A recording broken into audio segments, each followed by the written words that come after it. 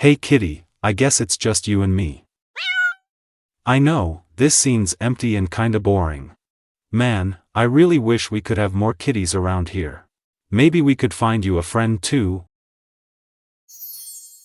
Wait, kitty, look, a red button that can instantiate infinite kitties. What? You think this is a bad idea? You can't stop me.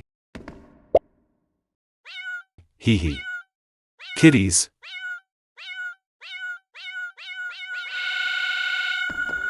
No. My PC. Instantiate is both amazing and a little weird. It's super easy to use, but there's a lot of cool stuff we can do with it. Some games use it for simple tasks, while others rely on it to build their entire core mechanics, I think, and of course, some games don't really need it at all. So, what exactly is instantiate? It's a term used when you create an instance. And what's an instance? An instance is basically a copy of a resource or object that gets added to your game scene. As you saw in the intro, I instantiated a new kitty into my game scene. Every kitty is a new instance. What's cool is that every new instance also keeps all the components and properties of the original object.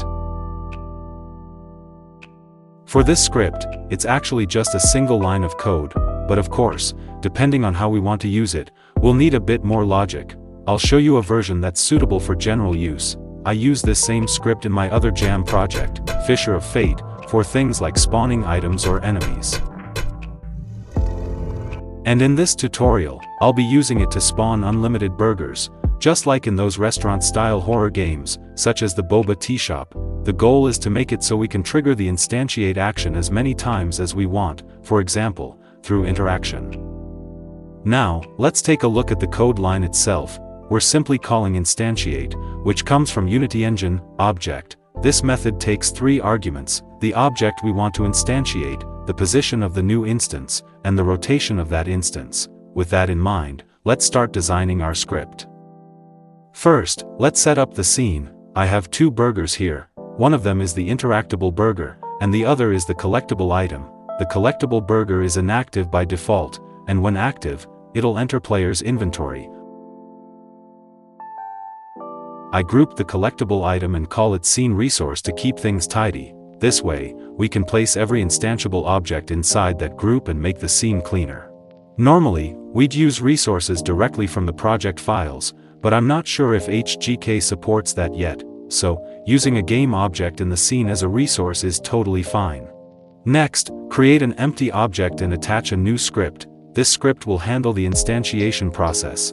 Our plan is simple. We want to trigger instantiation every time this object becomes active. For example, when I interact with the burger, it activates this object, spawns a new burger, and then deactivates itself so it can be triggered again later. We can do this inside the onEnable function, which runs every time the object becomes active in the hierarchy. Now we'll add a reference to the object we want to instantiate, and we can assign that directly from the editor. I also want to set the spawn position from the editor, with a default value of vector 3.0.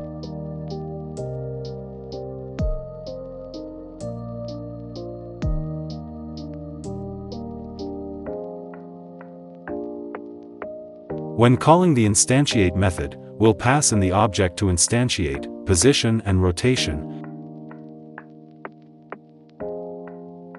If the position value isn't set, we'll use the original object's position. The rotation also follow original object's rotation. After that, we'll set the new instance to active. Then deactivate the script object so it's ready to be triggered again next time. However, there's a small timing issue. It deactivates too quickly, so we'll fix that by adding a coroutine with a short delay before setting the object back to inactive. And that's it.